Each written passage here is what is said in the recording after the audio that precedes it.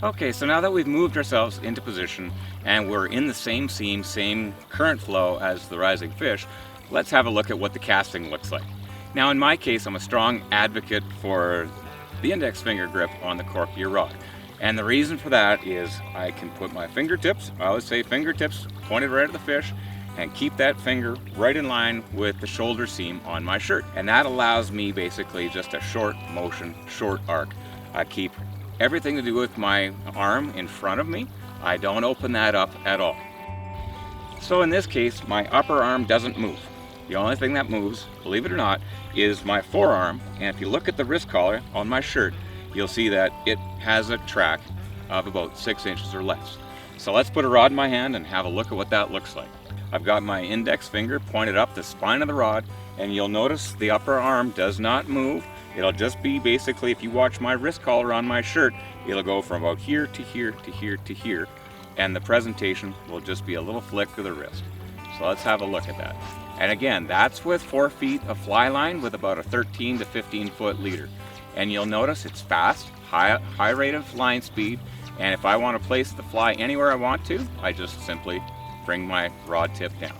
Sometimes when we're on the tail out flats and the fish are cruising around, especially when it gets right at dusk, they're really close to you. And sometimes you only have 3 or 4 feet of fly line. And you say, well, now what? Well, you've got a long leader.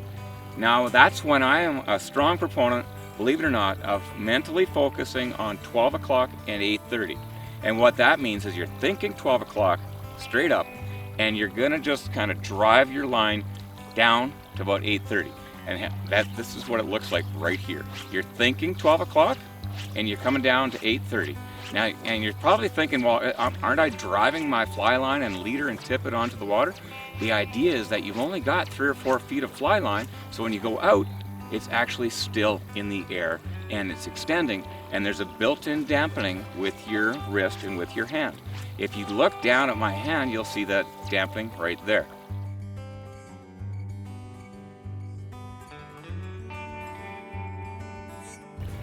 Okay, so let's have a look at what that looks like in a practical situation.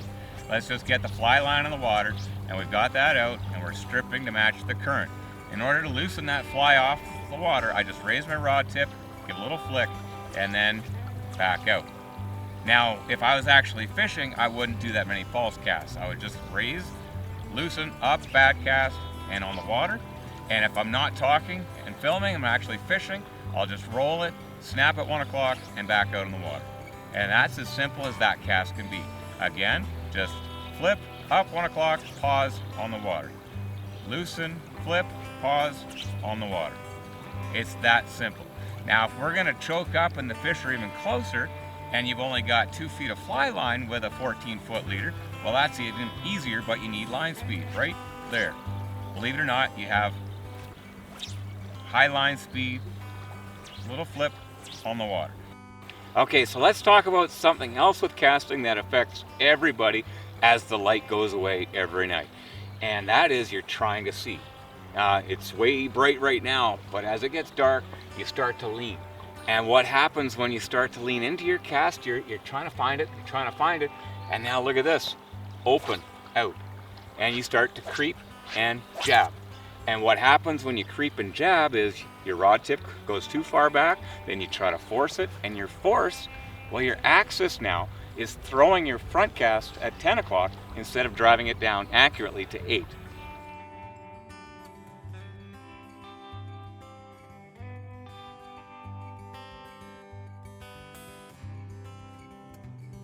Let's talk about your casting plane on short line casts. The classic 10 and 2 cast has that line traveling horizontal to the water.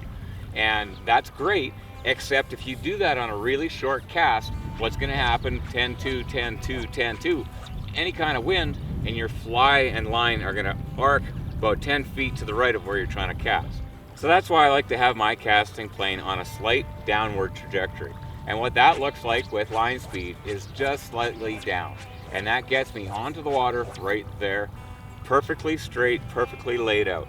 If I leave that to 10 and 2, 10 and 2 with any kind of raised arm like a lot of people do, you're just throwing that.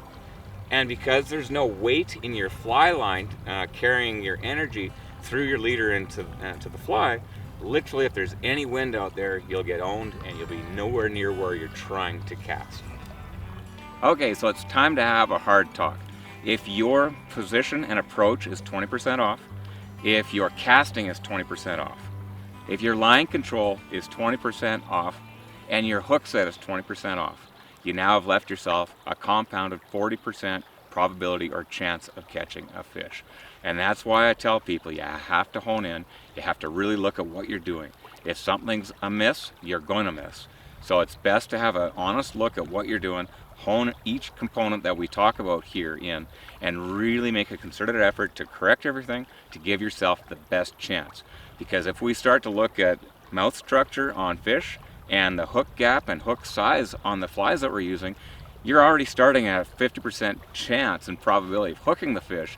And if you then take the remaining 50% and only give yourself a 40%, you're operating at about 20% chance of landing that fish. So let's really make sure you take the time to hone in and do your best homework before you get to the water and have a great evening on the water. The great news is that because of low light, trout are generally less spooky than in full daylight, and casting errors are dampened. When targeting structure-loving brown trout, it's often simply a game of being accurate with your cast and drifting into its feeding lane. However, when it comes to rainbows and their propensity to search and hunt feet per second, accuracy goes hand in hand with timing and speed of delivery. Your fly needs to be delivered promptly. A tightened casting arc and increased line speed cuts 1 to 2 seconds on fly delivery. If a trout rises then searches, it may well be 3 feet away in 3 seconds on a casual search. If you can roll, load, and shoot in a second to lead trout by 6 inches, you'll have a decided advantage over longer arc casts that take twice as long to deliver, let alone if it leads trout by 18 inches to 2 feet. It's extremely important to target one trout at a time. While a shotgun approach might work, it doesn't allow you to hone in and see if what you're doing is best. And try to target trout that are feeding in line with the current. Trout that are feeding in a searching pattern, several feet left or right, are difficult to pinpoint. Again, if that's what you have, then you'll have to tighten your casting stroke. Because casts are accurate and drift short, mend should seldom be required. If you lead the fish by a foot, there's little need to mend. If you find yourself casting long distances that require mending, you need to move your feet and position within the 20-foot red zone in the same current. If you're in a situation of longer casts or crossing seams, the on-water mending simply can't move the fly or change its drift at all.